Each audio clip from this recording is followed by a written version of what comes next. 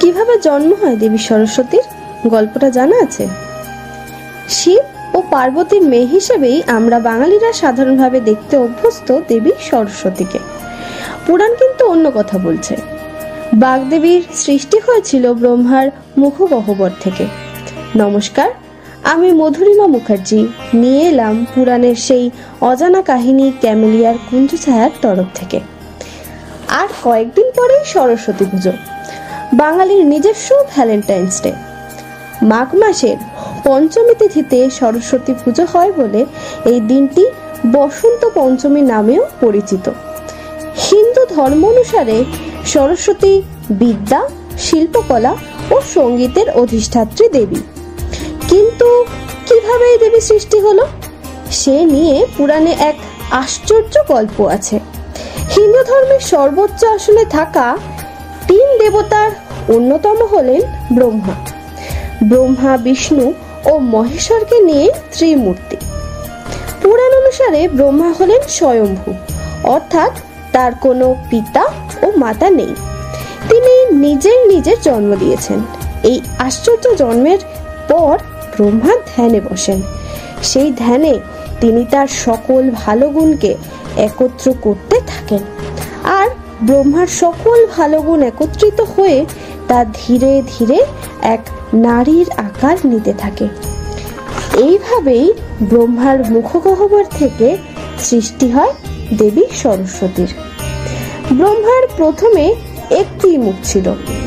অত্যন্ত সুন্দর সেই দেবীকে দর্শন করার জন্যই ব্রহ্মার আরো 4টি মুখের সৃষ্টি হয়। পুরাণ অনুসারে ব্রহ্মা এই বিশ্ব ব্রহ্মাণ্ড সৃষ্টি করলেও নিজের সৃষ্টি নিয়ে তিনি খুব একটা সন্তুষ্ট ছিলেন না। সরস্বতী তাকে এই বিশ্বকে কিভাবে আরো সুন্দর করে তোলা যায় সে সম্পর্কে পরামর্শ দিতেন। পুরাণের কোথাও কোথাও সরস্বতীর স্বামী হিসেবে বিষ্ণুর কথার উল্লেখ রয়েছে, আবার কোথাও কোথাও ব্রহ্মাকে সরস্বতীর স্বামী হিসেবে বলা রয়েছে। পুরাণের একটি কাহিনী অনুসারে একবার কোন একটি অনুষ্ঠানে ব্রহ্মার পাশে সময় মতো এসে উপস্থিত হতে পারেননি দেবী সরস্বতী। সেই কারণে ব্রহ্মা গায়ত্রী নামে নিজের আরো এক স্ত্রীর সৃষ্টি করেন। সেই কথা জানতে পেরে অত্যন্ত ক্রুদ্ধ হয়ে ওঠেন দেবী সরস্বতী। তিনি ব্রহ্মাকে অভিশাপ দেন যে ত্রিমূর্তির অন্যতম হলেও মর্তলোকে ব্রহ্মার পুজো আর হবে না। সেই কারণে শিব ও বিষ্ণু পূজিত হলেও ব্রহ্মার মন্দির সেভাবে কোথাও দেখা যায় না। পুরাণ অনুসারে বসন্ত পঞ্চমীতে দেবী সরস্বতীর জন্ম হয়। দেবী সরস্বতীকে সকল বেদের মা বলে মনে করা হয়। সকল শব্দ ও ভাষার উৎপত্তি তার থেকে হয়েছিল বলে ব্রহ্মা সরস্বতীর নাম দেন বাগদেবী। আমাদের রাজ্য সহ পূর্ব ভারতের অনেক জায়গাতেই সরস্বতীকে শিব ও পার্বতীর কন্যা বলে মনে করা হয়। বৌদ্ধ ধর্মে সরস্বতীকে মঞ্জুশ্রী নামে আরাধনা করা হয়। সরস্বতী পূজা হিন্দু বিদ্যা ও সঙ্গীতের দেবী সরস্বতীর আরাধনাকে কেন্দ্র করে অনুষ্ঠেয় একটি অন্যতম প্রধান হিন্দু উৎসব। শাস্ত্রীয় বিধান অনুসারে মাঘ মাসের শুক্লা পঞ্চমী তিথিতে সরস্বতী পূজা আয়োজিত হয়। তিথিটি শ্রী পঞ্চমী বা বসন্ত পঞ্চমী নামেও পরিচিত।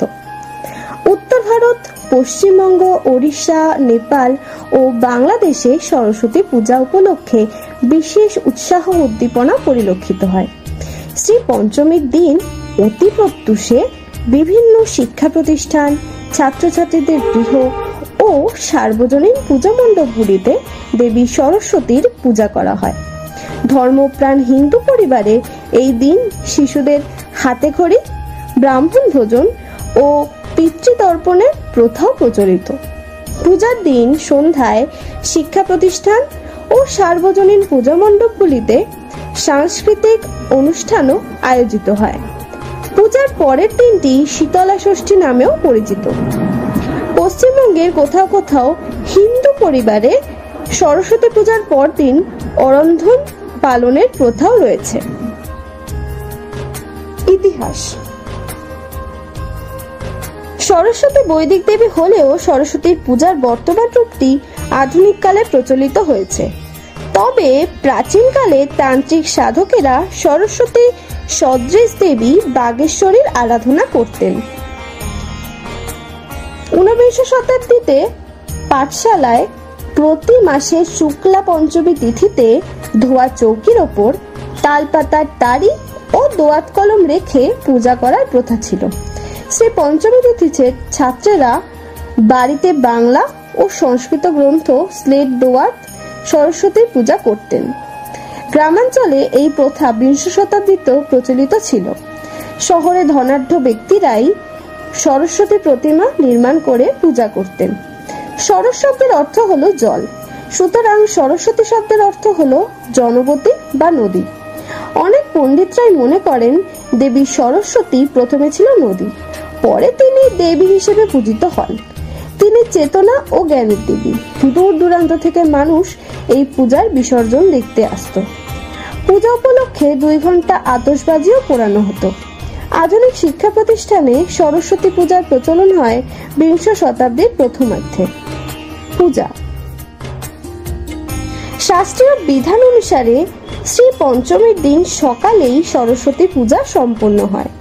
সরস্বতী পূজা সাধারণ পূজার নিয়মানুসারেই হয়, তবে এই পূজার কয়েকটি বিশেষ উপাচার বা সামগ্রীর প্রয়োজন হয়, যথা অভ্র আবির, আমের মুকুল, দোয়াত কলম ও জবের শীষ। পূজার জন্য বাসন্তী রঙের গাঁদা ফুলও প্রয়োজন হয়।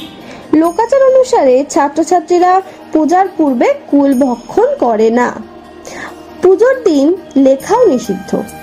যথাবিহিত পূজার পর লক্ষ্মী, নারায়ণ, লেখনী, মাস্যাধার অর্থাৎ দোয়াত কলম, পুস্তক ও বাদ্যযন্ত্রেরও পূজার প্রচলন আছে। এই দিন ছোটদের হাতে খড়ি দিয়ে পাঠ্যজীবন শুরু হয়। পূজান্তে পুষ্পাঞ্জলি দেওয়ার প্রথাটিও অত্যন্ত জনপ্রিয়। বিভিন্ন শিক্ষা প্রতিষ্ঠানে ছাত্রছাত্রীদের দল বেঁধে অঞ্জলি দিতে দেখা যায়। পূজার পর দিন পুনরায় পূজার পর চিরা ও দই মিশ্রিত করে দধিকর্ম বা দধিকর্ম নিবেদন করা হয়। এরপর পূজা সমাপ্ত হয়। সন্ধ্যায় প্রতিমা বিসর্জন দেওয়া হয়। উৎসবের গুরুত্ব। বসন্তের আগমনে ফুটে ওঠে প্রকৃতির প্রতিটি কণা, এমনকি পশু পাখিরাও আনন্দে ভরে ওঠে। প্রতিদিন নতুন উদ্যমে সূর্যোদয় হয় এবং নতুন চেতনা দিয়ে পরের দিন আবার আসার আশ্বাস দিয়ে চলে যায়। যদিও এই পুরো মাঘ মাস উৎসাহজনক, কিন্তু বসন্ত পঞ্চমী, মাঘ শুক্লা পঞ্চমীর উৎসব ভারতীয়দের কাছে নানাভাবে প্রভাবিত করে। প্রাচীনকাল থেকে এটি জ্ঞান ও শিল্পের দেবী সরস্বতীর জন্মদিন হিসেবে বিবেচিত হয়। যে শিক্ষাবিদরা ভারত এবং ভারতীয়তাকে ভালোবাসেন তারা এই দিনে মা শারদাকে পূজা করেন। শিল্পীদের কি হবে? সৈন্যদের অস্ত্র এবং বিজয়া দশমীর জন্য যে গুরুত্ব রয়েছে, পণ্ডিতদের তাদের বই এবং ব্যাস পূর্ণিমা তাদের দাড়িপাল্লা, ওজন, বই এবং দীপাবলির ব্যবসায়ীদের জন্য বসন্ত পঞ্চমীর মতো শিল্পীদের জন্য একই গুরুত্ব রয়েছে।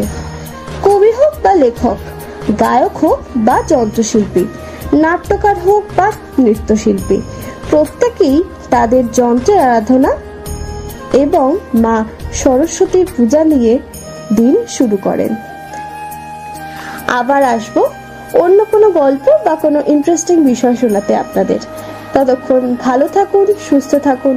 আমাদের চ্যানেলে যদি নতুন হয়ে থাকেন তাহলে আপনি অবশ্যই আমাদের চ্যানেলটিকে সাবস্ক্রাইব করে পাশে থাকা বেল আইকনটি প্রেস করবেন, যাতে নতুন নতুন ভিডিও আসার সাথে সাথে সবার আগে নোটিফিকেশন চলে যায়। নমস্কার।